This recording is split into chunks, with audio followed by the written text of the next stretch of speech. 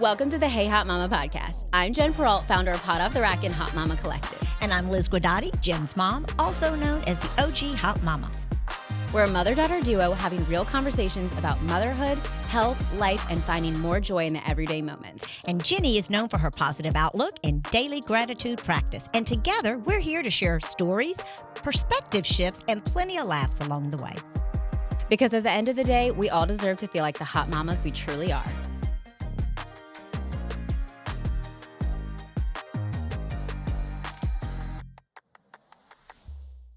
Welcome to the Hey Hot Mama podcast. I'm Jen Peralt of Hot Off the Rack and Hot Mama Collective. And I'm Liz Guadotti, better known as Jenny's mom. And today is a really exciting episode because we are in a room full of moms at a Motherhood Retreat that we're hosting. And we have a very special guest, Logan Dories of the School of Styling. Logan, tell him hello. Hi, everybody. And everyone, why don't you say hello to all of our listeners? Just give them a big shout out. Yes, this is really exciting and also really nerve-wracking a little bit because we've never done this with a live audience before. And also, the reason why Logan's very special today, we're hosting this retreat together, and we're gonna let Logan lead this podcast, which she's never done before, so we're gonna give her grace.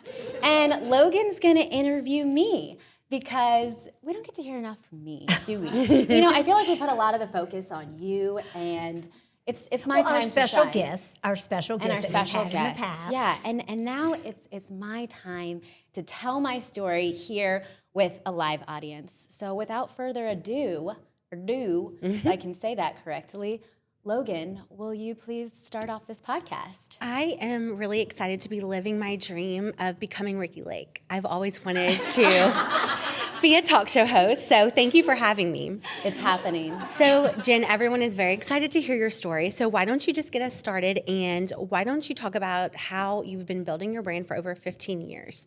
What did you think your life would look like back then? Ooh, that's a good question. Like I didn't already see these note cards. Honestly, this might sound crazy, but it's gonna sound really ridiculous, but I could truly see myself sitting right here in front of a group of people because I love to speak, I love to present, I love to offer up my knowledge to people, I love to help people, and I've never been afraid to put myself out there. And that might also sound crazy too, because a lot of times you think when you start something new, you're so nervous about what other people are gonna think of you. But when I first started Hot Off the Rack 15 years ago, I didn't care what other people thought. If you go back and look at some of my Facebook messages that I sent to people, I was like, hey, I just started this blog, like be sure to go check it out. There wasn't any fear. I wasn't worried about what people thought. And even to this day, my friend recently told me that someone thought some of my videos were cringe. And I was like, thank God. Call me cringe, but don't call me boring. Don't call me stuck in the past. It's a compliment to hear that somebody said you're cringe because that means you're stepping out of your comfort zone and you're trying something new. So if somebody called you cringe, go ahead and pat yourself on the back right now because that means that you put yourself out there. Yeah, and people are thinking about you. Well, and speaking of putting yourself out there, Jenny, so when Jenny decided to do this and drop out of college in her 5th year, I was absolutely furious and told her she would be nothing. So she was building this brand, this social media that we had never heard about. And I remember her youngest sister was at LSU, and she was in a sorority. And Jenny came, and all the sorority girls were inside going, there's Hot Off the Rack. There's Hot Off the Rack. And I was like, oh, my God, are they talking about my daughter? Is this something? And so that was, I think, when I first realized you were really creating something, and you did it from scratch. I don't even know if you knew what y'all had a blueprint. We did not know what we were doing. This was 15 years ago. This was before I started Hot Off the Rack as an online portfolio, if you will, to find a job in the fashion industry because I really wanted to be a fashion editor of a magazine. That was what I wanted to be. magazines I wouldn't say are really as prominent as they were back then. And I think it might have been because bloggers took over and we created a new media. And everybody was coming to social, and we gave consumers a new way of receiving more engaging advertising. And we had no clue it would become the job in itself. Yeah. Look at you now. On stage, just as you always hoped. Yeah. I don't know if I fully answered that question about what I thought my life would look like, but I guess all that to say is I always knew it wouldn't be something normal. Yeah. It wouldn't be normal. No, I didn't think it would be normal either. But I am very, very impressed on how you created this. And you befriended others, and y'all all kind of learned together. And I'm very impressed with that. Thank you. You're welcome. You're coming in with all the compliments. We're just getting started. Yeah. There's plenty of time for other things. Being that we're at the Rooted in Motherhood Retreat, talk to us about how becoming a mom has changed your identity, not just personally, but also professionally. Motherhood changed everything for my job. And in fact, after I had my first baby, I was like, I don't understand how this is sustainable. How are we supposed to work and be moms? It feels so weird. You eventually get through that first phase where it feels that way, where you're really like in the thick of it. But yeah, becoming a mother, I was like, I don't know if I can do both of these things. It felt like I was never sleeping ever, and that's probably because I wasn't. Right. But I would say that motherhood changed the way that I look at success.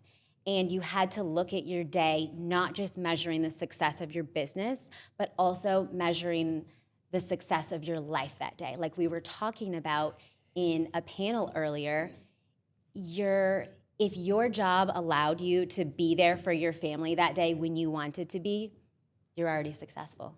Agreed. That's all you could want.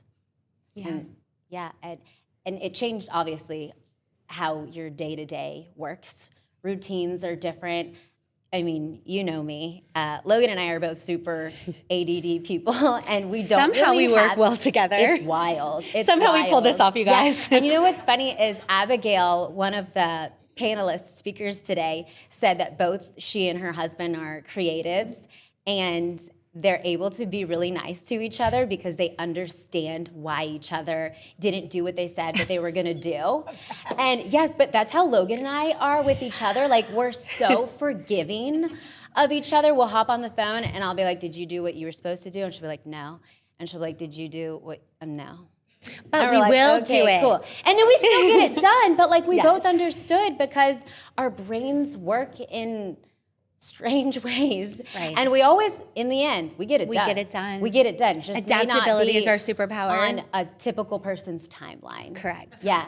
But we're nice to each other. It We allows are. us, we understand each other. No, and for I think sure. it's so good to have that friend that's not like always better than you. And that way you can feel good sometimes. You're like, yes, I did it and you did, and I'm feeling good. So no, you gotta have that friend. I like it. We both struggle. Yes, thank you. That is true, yes. And there is times when we get somewhere and I'm 10 minutes late and you're 11 minutes late. And I'm like, you know what? Jen is a good friend. Thank you. And the other day, we were on the phone. We had been working all day so hard. We were so productive. And then we got off on this tangent, and you were like, I'm sorry. I didn't mean to do that. And I was like, honestly, we've been working a little too hard today. We were due deserved for a it. tangent. We needed We to get were off due topic for a little tangent. while. Yeah. Yes. We deserved that. Well, speaking of going on tangents, how does it feel when you feel like you're maybe getting pulled in too many directions when it comes to motherhood and running your own business? Yeah. She calls Haley, Wendy, Jordan, her mom. I am constantly being pulled in multiple directions, and I do that to myself. And I get it from her. You're crazy. My mom, she still works full time. She is picking up my kids from school. She coaches 35 cheerleaders individually to help them make cheerleader and then help them just maintain their skills. She's a CASA. What else do? You play tennis. She has friends now that she does stuff with. Yes. And I I just feel like it's ingrained in me to constantly be busy. And so I've put myself in all of these different, places, like this retreat. Here I am at this retreat, hosting it. Here I am also hosting my podcast, but then I've got a business to run. And then, you know what? I'm a room mom. And I've got to go practice the fair dance with them this week. How does it feel? Honestly, thrilling. I love it. I love to be busy. I thrive on being busy, and I think it keeps me going. Honestly, I don't do well when I stop. I got to keep going. And to me, like, the busier you are, the busier you are. And I don't mean that in the way of doing things that aren't filling your cup. I mean, if you are doing work in your business to get business, it's going to come. Yeah. Stay busy. We've talked a little bit about that. We've had 3 events happening all at once, and how it's kind of easier to do them all at once than if we were doing them separate. We would be just as busy. We would be talking on the phone 20 times a day, no matter what. Yeah. So might as well. Are you saying we should add a 4th event? Hey, stay tuned. But yeah, so you think it's thrilling. So what does burnout look like for you? Do you ever get burnt out? What does that feel like? And what has to happen for you to even get to that point? Yeah. So I was saying in the panel earlier that I feel the burnout most in my family life and my marriage, because to me, that's where it matters the most. I don't feel burnout at work, and not because I love work more, it's because I can just keep going and there's no cap to it. And at home, they have, and I guess also too, because I'm my own boss, right? But at home, my kids and my husband have different expectations from me. And so when I'm not meeting them, that's when I feel the burnout. And you know, one of our speakers said today that one of the first signs of burnout for her is resentment. Yes. And usually towards her husband. And I will say that my husband is exceptional. Wouldn't you say that Blake goes above and beyond? He really does. But I hope he never leaves you. I hope he never leaves us. I hope he never leaves us either. Because then you'll move in with me, and then Paul will leave me, and then we're all we'll really have messed is each up. other. Yes. No, we need Blake. We do. And he does a lot. And so for me to feel resentment towards him, that means that I'm doing too much and I need to refocus on what's important. And that does mean me saying no to things that I really want to say yes to, or it does mean me scaling back on things that aren't necessarily bringing me an income, but that are a part of my business. Because there's lots of things I do. In fact, Logan and I were joking that we're both we do intern work. We're unpaid interns for both of our companies that we run. We are, yes, we do. We are our own assistants. And there are things that I had to do to put in place to make sure that I don't get too far behind.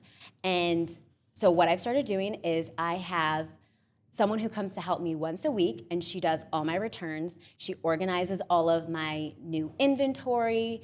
She helps me set up for events. She'll even help me get my house clean before the cleaning ladies sometimes, because that's where I'll start to fall short, right?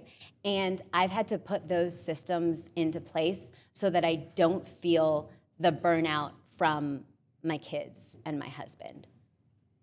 Yeah. So it's like working at the things you are good at and the things that you don't want to spend your time on, right? Outsourcing when you can. Right. Well, that leads me to my next question. So what are some other things you're still figuring out right now? Laundry. Laundry? I figured laundry out. I'm not doing it. Laundry doesn't fill my cup. It fills, well, I guess the hamper. Because it's not done. And the sofa, and the chair. The chair in the bedroom where the clean clothes live. The mattress. Yeah, so what am I still working on? I will forever be working on saying no, probably. Because I get really excited and I say yes to things, and then it comes time for it, and I'm like, shoot. Mm-hmm. I have too many things on my plate. And like I said, that's when I feel the burnout, because my husband's like, you're not focusing on us right now, but you're doing these other things. And he doesn't mean going to hang out with my friends. He means all these extra things that I do that are for my business, but that aren't actually bringing an income. Yeah. So I'll always be working on saying no. Yes. Well, it's hard because I think we both are people who say yes and figure it out later.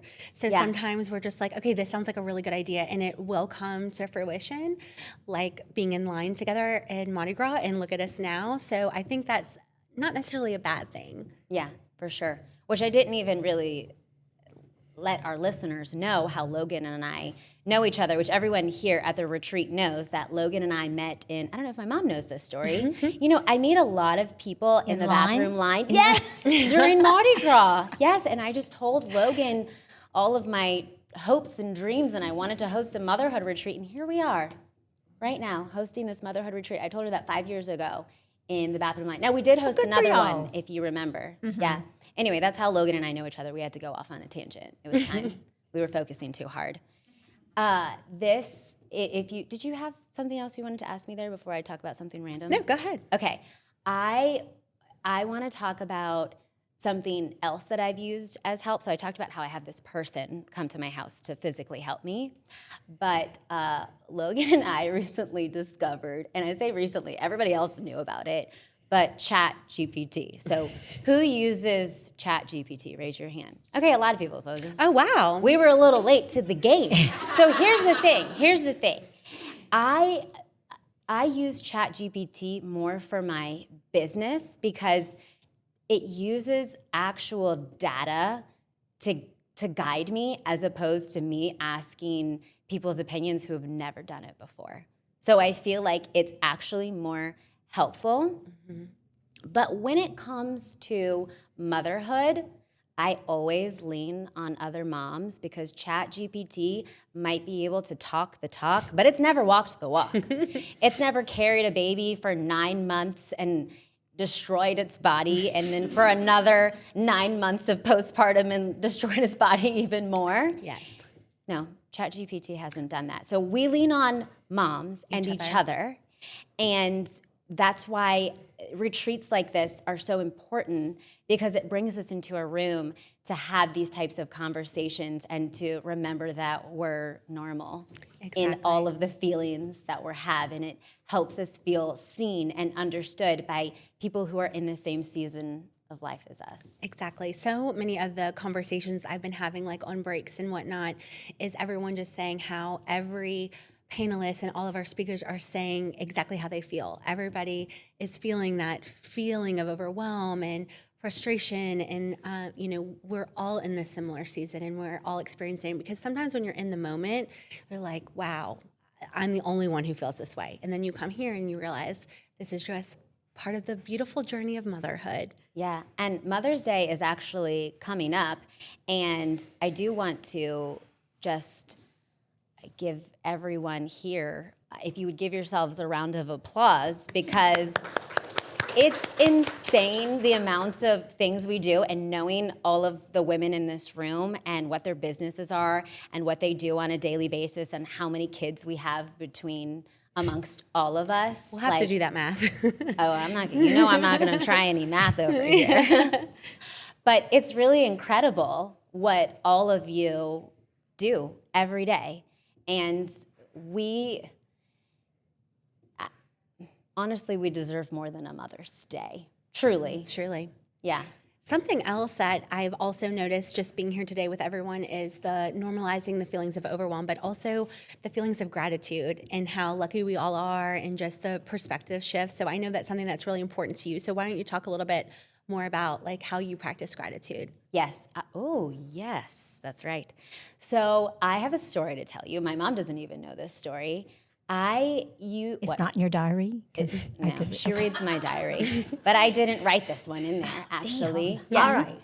So you know that in my podcast, I talk a lot about perspective shifts and daily gratitude practices, and that's how I use that in my everyday life, but I also use that in my business as well. And a lot of people who were here today, in the breakout sessions, I talked about how I use that to manifest. and to help me in my business in really big ways, which deserves its whole own episode. Even though I know we've talked about gratitude practices before, but this is different. These are some secrets that I told people today that not everybody knows. And recently, you all know that last year was one of the hardest years for me for multiple different reasons. And I finally got things back on track. Everything was going really well. And we go into the new year, and I'm like, I'm on top of this. I've got this. And then all of a sudden, the agency that I was with got bought out. So I have a management company that helps manage all of my collaborations. And they get bought out to an even bigger company. This company also is a media company that produces shows on Netflix like The Mormon Wives. And they essentially did an audit of all of the girls that they accumulated from the agency that I was with. And they came to me, and I didn't reach their standards. They did say that I could stay with them, but I wouldn't have access to my own manager. And basically, I'm not going to tell you the exact number, but it was close to $1 million of what each of their girls are bringing in each year. And since I wasn't at that number, I couldn't go on with them. And that's hard to hear in your business, that like essentially they're saying, you're not good enough. And I just felt like I had gotten control of things, you know? But I got in my journal and I said, you know what? This means that I'm set out for a different journey, and there is another management company out there for me, and I'm on a better track already. This is already a better year, and I can still make it an amazing year. Just because I have this new downfall doesn't mean that I can't still come back strong. And sometimes that's exactly what you need. You need something to be taken away for a new and better opportunity to come along. And so like I said, I told you earlier, something that I do when I have burnout is I flip the script and I look at everything that I do have. And so I got a new agency. And since I've taken on that agency, I've probably had my best middle of Q1 and Q2 in the past like 3 years. And this was starting with a new company. And I'm still, also I want to say that I did love my old agency. I really did. And I'm grateful to them. But I think that door needed to close, and I was never going to close it. And, you know, I always kind of actually felt that the other content creators that I was on the roster with were a lot bigger than me. Mm-hmm. And I knew that. I know where I stand on the totem pole, right? But I still stayed with it, even though I kind of felt like I was a small fish in a big pond there. And I knew that it wasn't necessarily the best agency for me to be with, even though they were good to me. And it was great that they closed that door for me, or God closed that door for me, so that I could open a new one. Yeah, that was even better. And we've talked about this before, like if they would have come to you and said, hey, you need to reach the school, you could have. But that's not your definition of success. No. You would be giving up so much more, and for what? So right, it's a blessing, because now you get to have your own definition of success, have your best quarter, and still be able to go to football practice with your kids. Right. Yes, Logan and I were talking about this yesterday, that we know exactly what we need to do to be more successful, and that is to not have a family. And, I mean, we were talking about how do you have like smooth sailing? Oh, don't have a family. Yeah. That's the only way to have smooth sailing in business. You could really give it your all, but then what would you have at the end of the day if you didn't have your family? What would all of your success be for? Nothing. So at the end of the day, you measure success not just by your business, but how you felt in that day. Yeah, what you're able to Jen, accomplish. Also, every successful business person has gone through what you just went through. They all go through setbacks, and then that's how they grow. Right, Every yes. single successful person will tell you. I can't tell you how many times I've been told no. Colonel Sanders, Kentucky Fried Chicken. Did y'all know this? This is true. 78 times he tried to sell his recipe. And that 79th time, know someone that. bought it. And look at the Colonel today. Look at the Colonel today. So yes, Write that down in your sometimes- journals, ladies. Be the Colonel. Sometimes that no is what you need Yeah. to send you in another direction or to pivot, and it makes you even better. Yeah. Every successful person has had that. Yeah. But I love how your perspective was, let's change it. Let's Yeah. flip the script, make it better. And speaking of pivoting, we get to get into Logan's story. I know it was fun talking about me. We'll get back to me again another time. But now we get to talk about Logan's story. And I think Logan and I both understand very well what it's like to pivot. And we had to pivot a lot within these events and how we were going to make it the best for you all, because ultimately, like, while we created this event for ourselves, at the end of the day, like, we want you to gain the most from it. Our consumers, our clients, if you Right. will, were the most important part for us. So we had to pivot and pivot and pivot until we got exactly what we knew that you needed and wanted. Yeah. And then also just like other daily things that would come our way. And So many pivots. yeah. So I want to ask you first, Logan, what did you originally vision for your career? What did you think your career was going to look like? Wow. You know, I always knew I would do something in like the event world, but I never set out to be an entrepreneur. I had been in the event industry for years and years and kind of quit my job without a plan in place and knew that I wanted to create community for people and be like a support for people. And I had owned my own business for years and worked for the School of Styling. Something I don't talk about often is I actually bought the School of Styling on March 13th, 2020. Well, wait, pause there. We need you to take us back to this day, because, like, hold on. Okay. So tell us, all right, so it's March 13th, 2020. And I think you even said that it was Friday the 13th. It was. 2020. Like, I'm sure we all What a remember. day. So What a day. Paint a picture for us this Okay, day. so let me take you a little bit back further. I, started off my entrepreneur journey. I attended the School of Styling as an attendee, like you all, and reached out to the owner and was like, "I love what you're doing. I love to be a part of it." I started working for her for years, and then the opportunity came for me to take over. So we had worked on this for weeks and weeks. I flew up to North Carolina. We made the announcement, and I'm on the plane coming home on Friday the 13th, and people are wearing masks, and it's really confusing, and I'm thinking, I have an in-person, community-focused business that I've got to run now. Like, what am I going to do? So it was like from the very moment that I took control of this business, nothing was what I thought it would be.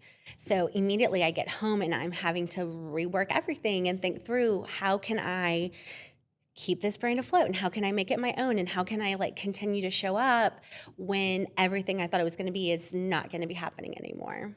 Yeah, and just so you know, Logan was telling me that she was nervous to even say that because she's worked so hard on the School of Styling, and she's like, I don't know if everyone realizes that I bought the School of Styling. And she's like, I wanted people to, I worked so hard on building the business, like I wanted them to know that, right? And I said, anybody who owned a business before 2020, guess what? 2020, it's a brand new business. Yeah. Doesn't matter. We all had to pivot that year. So you actually did start the School of Styling.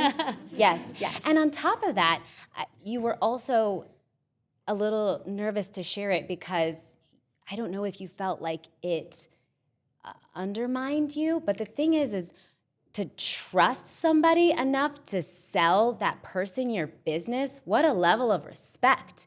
you would have to have for that person. Every now and then I tell myself I'm just gonna sell hot off the rack. I'm gonna get on Instagram. I'm like, I can't do this anymore. It's for sale. And then I'm like, no, I don't know if I like anybody enough. Yeah. I don't know if I could trust anybody enough to take everything that I built up and let somebody else run it. So if anything, I think it makes you even more respected and trusted that the person who poured themselves into building a business felt confident enough in you to let you run it. Yeah. Well, thank you for saying that. It's been a journey. And of course, like looking back now, it makes perfect sense that I'm running a business that's focused on community and building your business and women supporting women, because those are all things that I was interested in and wanting to be a part of. So it makes sense now, but of course, like it wasn't the point A to point B journey that we all kind of envisioned. Like you said, the normal path. I never thought I'd have like a normal job either. So I'm thankful for the opportunity to be here now. And, you know, with the seasons that I've gone through of hosting so many events focused on business, and with the shift in motherhood, you know, back to that conversation of us in line for the bathroom, we were both new moms, both being like, wow, this is really tough. We're in the trenches. You know, what can we do to support ourselves and other moms? And being here today, it's just, you know, so many great conversations about what it's like and how there is no way to do it all. There is no right answer. There's no like, here's your manual on how to be the perfect mom and the best business owner and make a cajillion dollars. Like that just doesn't exist. And everyone has their own definition of what that looks like. Absolutely. And okay, so I want to go back to our painting the picture. Okay. So you come back. Okay. I come back. So now you have this business and you have to pivot, but also like, have you had a child yet? Where are you in motherhood? Yes. So it's 2020. I have a 1-year-old sitting on my lap as I am trying to recreate this business. So I started hosting, you know, the School of Styling. We kind of played off of that, and I created homeschool because a lot of parents were homeschooling their kids. So I started doing online classes for women in business. So that's kind of how we started it off. Robin, who was here, she's an accountant. She led sessions for me on, you know, everyone who was working to figure out like how they're going to continue to make money through COVID, or what does the contract look like. So I kind of looked at all the issues I was facing and decided to create education around that for all the other business owners who are in the same space as me. And then it just kind of evolved from there. So I kept thinking, you know, this is going to be it. You know, once we get through COVID, then I will get back to it. Then I had another baby. Which was our next big pivot. Well, I had 2 more after that. Oh, right. Yes. Right. Right. So it was just, you know, okay, then I will get it together, you know. So I have another baby, and then we move, and then we host our first retreat for motherhood, women in business. I have 2 kids. You had 2 kids, and it was that. Then, okay, we've got it under control. It's working. Things are clicking. We had another event that we were working on, and then I got pregnant again for my 3rd son. And then I had a little bit of a tricky pregnancy at the beginning, so there was a lot of things at play, and we had to put that event on pause. And I was told by my doctor to just kind of take a full pause on the business. So when you talk about pivot, it was like I felt like from the beginning I just like could not get started. And looking back, like I feel like I have accomplished a lot, but in the moment it feels like, you know, you asked, when is there smooth sailing? And I was like, there has not been yet. About right. I have not experienced the smooth sailing yet. But I also think, like, looking back, again, that's my own definition of success. I've been able to be home with my baby for the last year. That's not what I set out to do. I never identified as a stay-at-home mom, and I missed that business, and I miss the autonomy, and I miss like the creative world. But again, that's not a decision I would have made for myself, but I am grateful for it. Yeah, and we talked yesterday too about how scary it was for you when they said to pause, and you're like, okay, so for how long? What happens? Can I come back? What's it going to be like when I come back? Right. And I mean, to piggyback on that, what's it been like to come back? Tell us. Well, I'm here today. Thanks for having me. when you own your own business, and a lot of the women here today are business owners, and you are the one. Like, no one else is coming to save you. There's no one I could like tag in to take over for me during maternity leave or anything like that. Like, I am the brains, I am the CEO and the unpaid intern, I am all the things. So I thought a lot about what that could look like, and I ultimately just decided to put it completely on ice. I paused my website. I didn't post on Instagram for months and months and months. And it was very scary because it's like, wow, am I even going to be relevant when I get back? Are people going to still be interested in this sort of thing? But now looking back, it's like I can say, yes, people are. And, there's always time. We talked about this yesterday. Ooh, yes. Tell us that. Tell us what you learned about time. I use this phrase a lot, and it's something that a business coach told me years ago, because I tend to get very excited about things, and I want to do all the things, and I want to fit in all the things, and then that's when I experience burnout, because I have put myself in this position because I feel like I don't ever want to let anything pass me by. And so I will overcommit, and then I get frustrated. And she said, you need to remember, I have time. And it's not what you think. There will always be something else to do. There will always be more work. There will always be another email, another football game, another class party. There's just no way to do it all. So when you think of I have time, it gives yourself that ability to take a break and just be present in whatever moment that you're in that moment. So you don't have to worry about, oh, I should be doing XYZ. I'm behind on this. You're not behind, because you have the freedom of what that looks like for you. So if taking off for a year, that's not what was really in the plan, but I have the ability to decide what that looks like going forward. And that means putting my son in Mother's Day out for 8 hours a week and planning 3 events in a row. You know what I mean? But I just think we put so much pressure on ourselves of, I'm not doing enough in both motherhood and our business, that there's so much more I could be doing. And yes, there is, but you have time to do it all. Not everything needs to be done today. You can just sit on the floor and play with your kids and not check that email. Or you can finish up that email and let your mom pick your kids up from school. Right. So you can finish what you're doing and be a more present mom. Like, I think just reminding yourself, you're gonna get it all done, and it may not look the way that you want to, but you have to be able to like take life as it comes and be present, because if you're always thinking about what you're not doing, you'll never enjoy the things you are get to experience. Right. And just a quick show of hands of how many business owners we have in this room. I forgot I'm not good at math, but almost a everyone. lot of people raised their hands. Could never count that fast. But a lot of people raised their hands. There's a lot of business owners in here. And I was talking with one business owner today about the luxury of being able to put your business on hold to be at home with your kid, and what that looks like stepping away and then coming back. Is that a thing that you can do? And I think that my story about having one door closed and another door open, sometimes giving yourself that space to figure it out, you might come back with an even better and bigger business. When you have the ability and like the freedom to come back, when I was talking about, am I going to be relevant anymore? Are people going to want to attend my events and that sort of thing?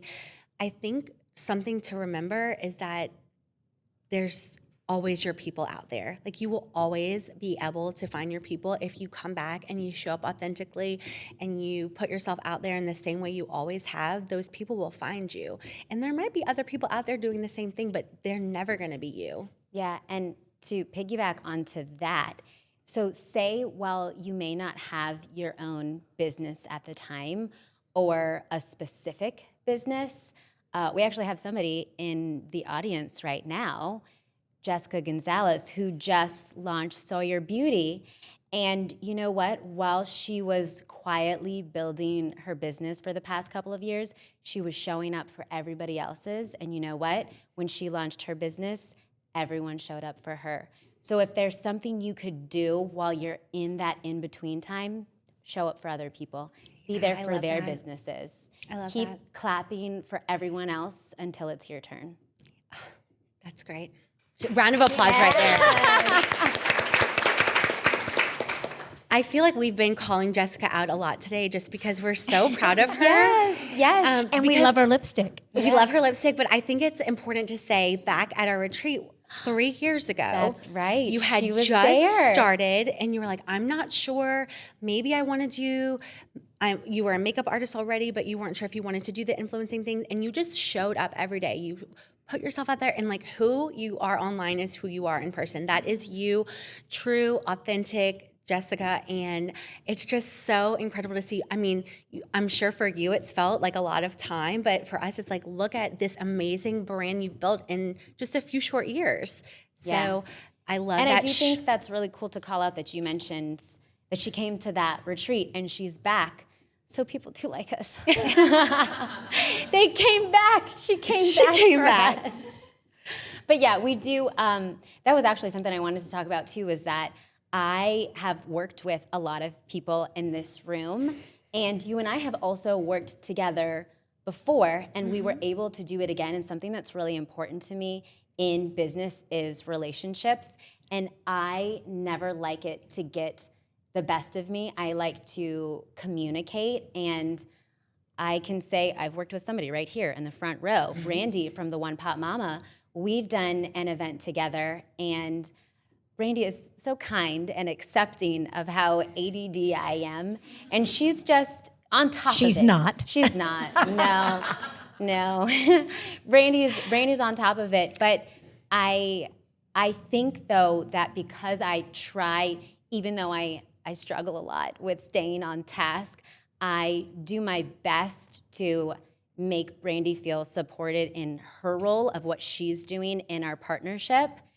And so when I do fall short on my tasks, I keep that communication open for us. And then same thing with you and I, that you can come to me and you never have to feel like you can't tell me what you need from me.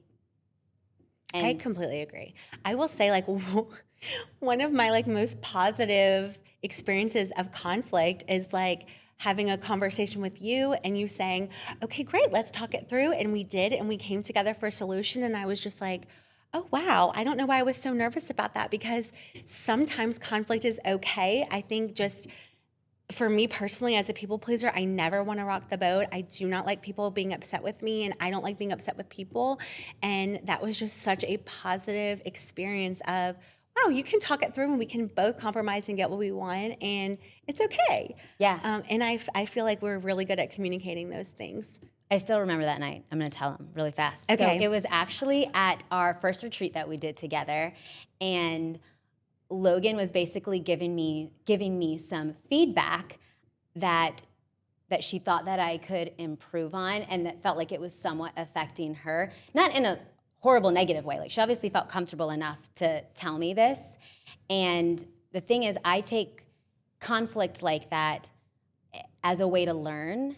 And I also felt respected and honored that she would come to me and tell me, instead of just going and talking about it to somebody else. And instead she told me, so I was like, yes, like, thank you, like, let's work through this. And you were like, wow. After we did it, you were like, wow, I'm really impressed with us. And then we got in bed and went to sleep. Yeah. And like a married couple, we were talking, we were like, all right.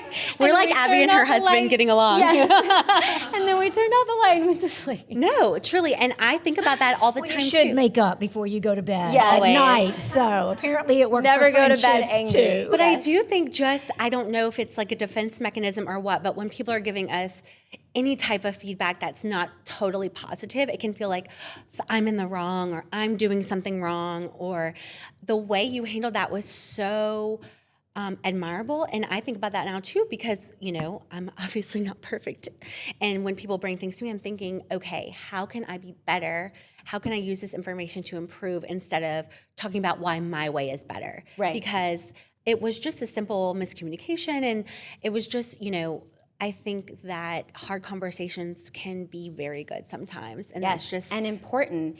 And I'll tell you, part of what it was is that I, up until that point, I had never really partnered with anybody on anything. I ran hot off the rack, and I have people who I hire to work for me. And so sometimes we'll try and figure out different ways to do things. But at the end of the day, I call the shots, right? So I was always used to being in charge. And so whenever Logan and I would make decisions, it's not that I was ever saying it in a rude way of how we were going to do something, but I would just be like, oh yeah, we'll do this. And she'd be like, okay. And then we would move on. And then after a while, it kind of weighed on her like, wait, like this is a partnership. Like we have to both give and take.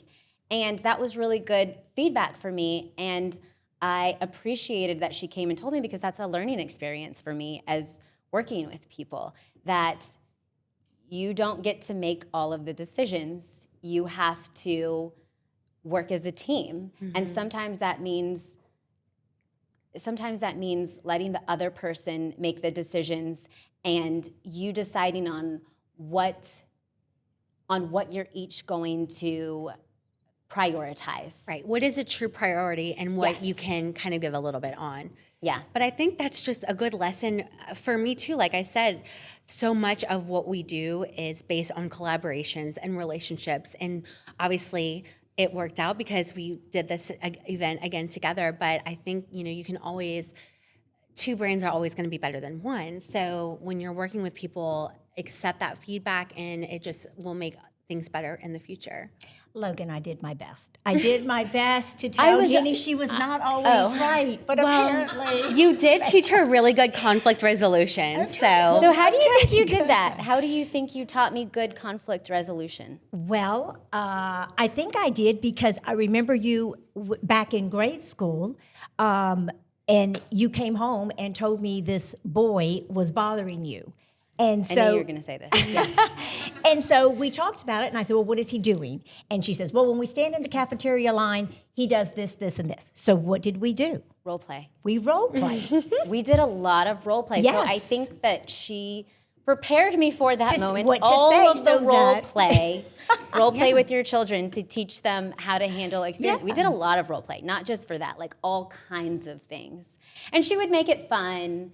It wasn't serious. It was usually silly. And she would like do accents to pretend, No, but I think that's a skill that not a lot of people have. And I struggle with it just because I think like avoidance is not the best way all the time. And you ask clarifying questions. What could I do differently? And I was just like, oh, wow, this shocked me as an experience because, sometimes you just have this, any conflict is negative. And I think that's great. That's a good skill to have because you have to be able to adapt and pivot. Yes, all about the pivoting. All right, we'll let you talk now. I want to applaud you. You did a really good job of like staying in your seat and not interrupting, but we're gonna let you talk now. So all the things that you've been hearing us talk about, did moms in your generation feel the pressure to balance everything that we're talking about balancing? Oh, I think absolutely. I think for my generation, we were probably the first ones to have full-time jobs. And what I mean by full-time jobs is having our own business, not just being an employee, but being the manager. So I think my generation was the first one that kind of started that. However, we didn't have the luxury of thinking, oh, our husband, our spouse is the second half to that. Instead, I know for me and for all my friends, we were like, okay, that's fine. We've got a full-time job. We have a manager position, but we also have full-time responsibility of the kids, cooking, taking care of the home. We really didn't, we wanted to because we thought that was our job also. And because a lot of y'all were coming from Stay-at-home moms. Yes, so we just knew that was our job to do too. And if we wanted to have a full-time job, fine. But you're adding that on top of it, which I think y'all have it so much better now. And I think that's something that we learned. You definitely need to have a partner, as they should be. But I think y'all raised the husbands right. Y'all have done much better in setting the expectations. And I really think they've risen to the occasion. Yeah, they definitely have. They definitely have. And actually, now I do feel a little badly for the times that... you were bad? When I was bad. I had to go to school and hear how horrible you were.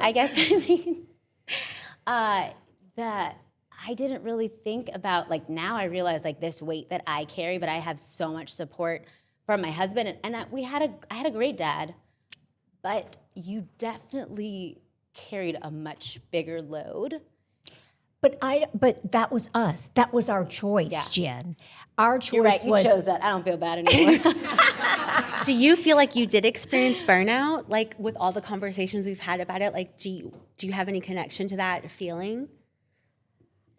You know what? I just don't think that we really recognized it or could do anything about it. I mean, burnout for me was like a big piece of chocolate cake, when you're like, Oh no, you mean that's how you combat the burnout? That's how I so, no, what combat was it. like? What did burnout feel like to you? What were like signs that you were noticing burnout in motherhood or your oh, job? it's probably like someone said, you got frustrated quicker. Yeah, you did it to me the other day. Well, I was burned I've out. seen your burnout. Yes, Your burnout sure. looks like being mean to me. Okay, that was my burnout. Got being it. mean to Jenny. But it was just that frustration at smaller things got to you.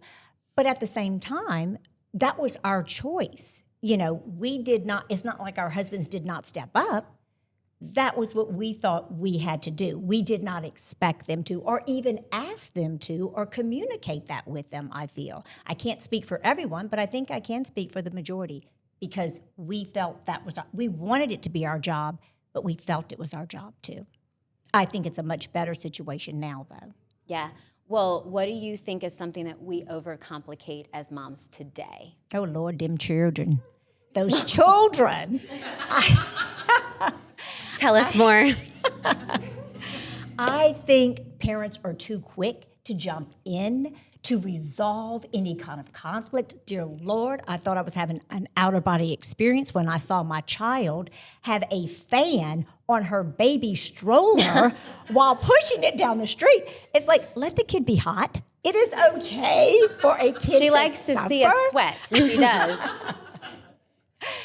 It is okay. It is, in fact, kids should have a little discomfort. So I think that parents are very quick to not let their children feel any discomfort. That is probably good advice that's because very we were true. talking about how in business you have to be comfortable with feeling uncomfortable. You do. And it goes back to the role play that I made you do in grade school. Get comfortable feeling uncomfortable. And if you have to role play it and practice it, that makes you feel more comfortable.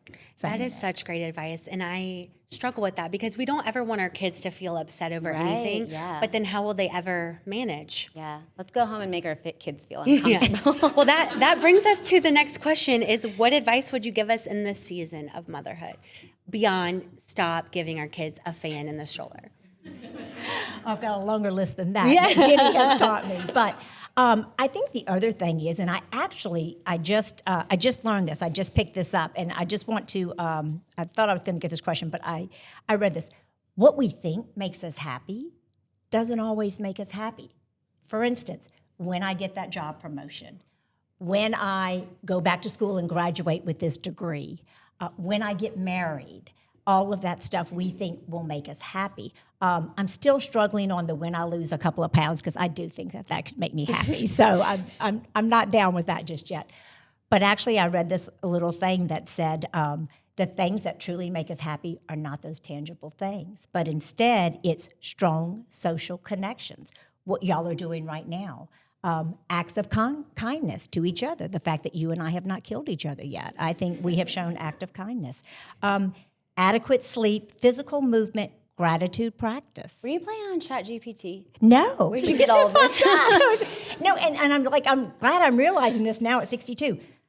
But the last thing that stuck out to me was savoring ordinary people doing extraordinary things. And I think that what we've done on our podcast, listening to my adoptive child, Nicole, and Emily's story, and if y'all have not had a Yes, chance to you're right. listen to Emily's story, she speaks from the heart and the gut. And just the fact that she shows up. You were talking about the people who have showed up, the people who show up for other people. To me, this is ordinary people doing extraordinary things. And I have been so inspired by that, and that is what I have truly enjoyed about our podcast together. I thought you were going to say I was extraordinary, but I mean, that's cool. I thought that's what you were getting at with the. Jenny, you've been telling me that ever since you were born. I'm going to get there. I'm going to believe it. We started off good. I complimented you. You see how quickly you What forgot? was the compliment? About how proud of you she was yes. for Oh, right. hot off the That rack. thing. I just wanted you to say it. But that is truly, I think, what advice I would give to y'all. And like I said, I'm 62 and I'm just picking this up now. But it is the experience of being in the presence, social connection. Those are truly the things that are going to make us happy.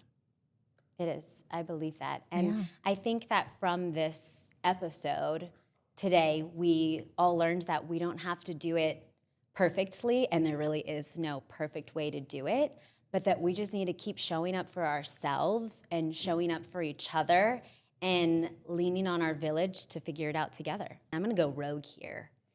And I'm going to see if anybody in the audience has a question. We're going to do a live Hot Mama Q&A. Usually we have always had this submitted. They didn't know I was going to do this. So does anybody have a question that they would like to ask? Yes, Kim. She's so sweet. She thinks Blake actually had a choice. That's what I was going to say. Yeah. So Kim just asked how Blake responded to me starting this career, essentially. And my mom's right. Like, he didn't have a choice. And I think Blake knows that about me. Which is really funny because anybody who knows Blake, he's just such a simple, kind, good person. And he's a good listener. But he's more reserved, you know? And I am the person who just completely comes in and destroys everything. And takes over. And he has always been so supportive. In fact, when I first started out and I decided to go full-time with it, so I had other jobs. Before I was full-time with my blog, I also worked at a restaurant, I worked at a boutique, and I worked for a magazine and did my blog all at the same time. And when I wanted to quit, I was like, if I mess up, like, you have to help me out, you know, because we were living together at this point. And there was only 2 times. Don't tell people that. It was only 2 times that I was like, hey, so I'm still learning this, and I don't know if I could come up with my part of the rent. Because I was learning how to budget my money off of a new business where, like, you don't have a stable income. You don't know when that money's coming. And he was always super supportive of it. He still is, don't get me wrong. He does not always like participating in things. He's a good sport, and he comes in with a lot of ideas. And there was a time in the very beginning where I was always on my phone trying to figure it out. That has changed since then because I have 2 phones now. And one is for work and one is for my personal life. And then so I'm able to put that work phone away. Highly recommend investing in 2 phones. And he would say if I wanted to be on my phone at night, I had to get up out of the bed and stand up to be on my phone. And that was like the rule, essentially. I love that. Yeah, and so then I stopped doing that because, like, you know, I didn't want to have to get up out of the bed to do that. But yeah, he has always just been super supportive and still is. But of course, there are definitely times where he's like, you've got to find a little bit more of a balance between personal life and work life, because the way that my job is it's very intertwined.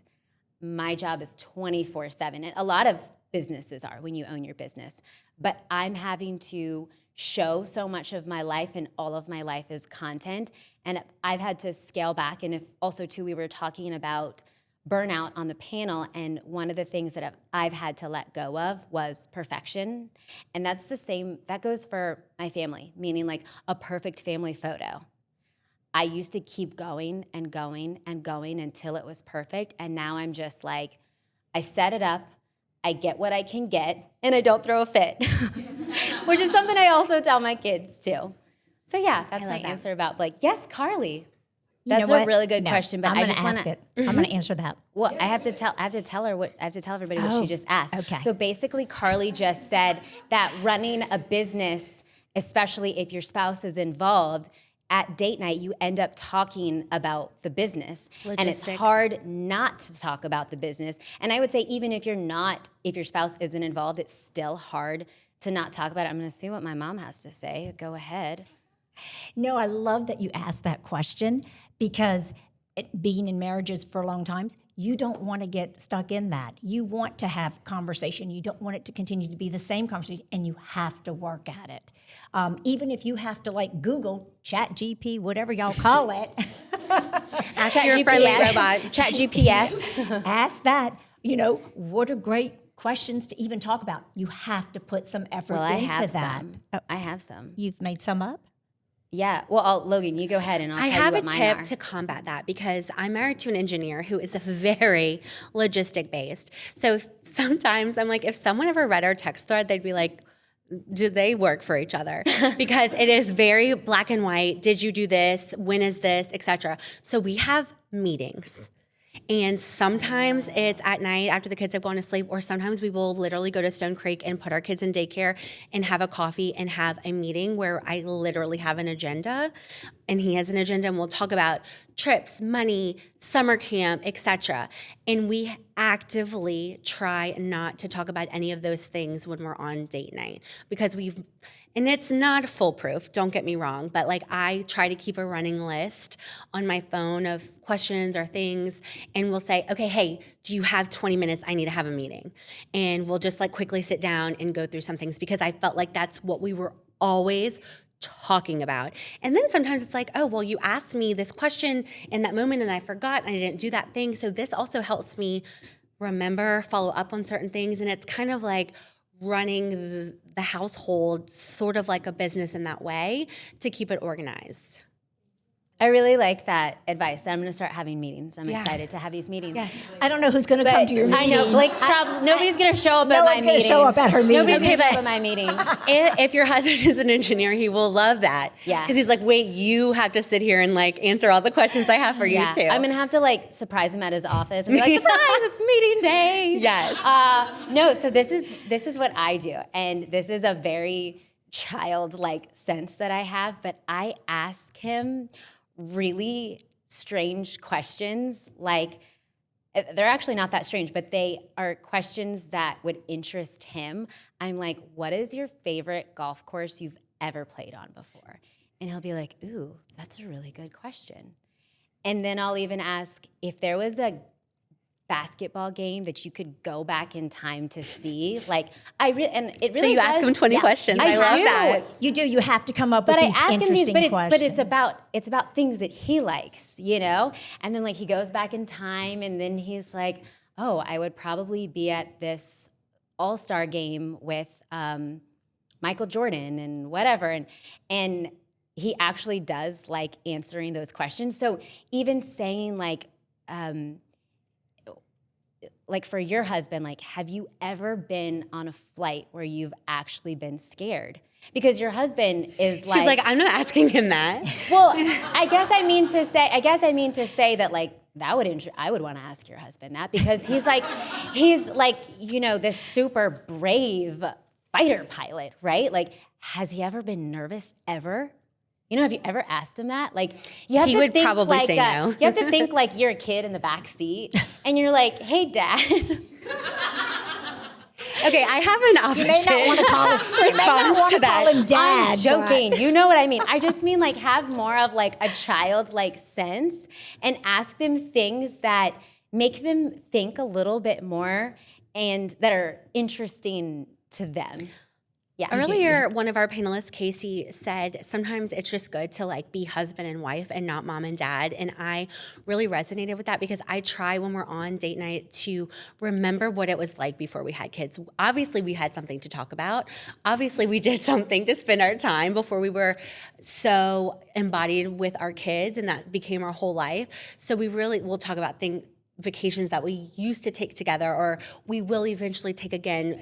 Trying to focus, obviously we talk about our kids a lot, but trying to focus on what it was like when we were just husband and wife. Yeah, but it's crazy how you have to work at that. Yeah. you You know? You have to put effort into it. And I'll ask annoying questions too, like, what did you think of me when you first saw me? I And ask he's that like, too. I've told you this so many times. I'm like, I know, tell me again. Tell me how much you love me. What specifically? Oh, my favorite is, what's your favorite thing about me? Yes. Yes. Yeah. I love that. Yeah, just being kind of like a silly teenager, if you will, asking those types of questions. Yeah. And he might be like, you're weird, but then he might answer them, right? Does anybody have any more questions, or can we wrap? I think we're gonna wrap. Oh, so were you doing something with your fingers over there? Do you have a question? Okay. All right. Well, this was really fun getting to do this live with an audience. I think we're going to have to do this for all of our podcast episodes from here on out. Same time next week, guys. Same time next week. And is there anything you want to leave us with? We didn't let you talk that much, so. No, I really have enjoyed being here, seeing all of you ladies at this stage in your life. It's a wonderful stage. And the fact that y'all are thinking these ways and feeling this and acting upon it at this stage in the game is just way ahead. So I've really appreciated being with everybody. And I learn from y'all. I really do. I pick it up. Well, thank you for hanging out with us today. And don't forget that so much of the joy you experience in life is the joy you choose to see. So get out there, soak up all those moments, and keep showing up as the hot mamas you truly are. Thanks for listening.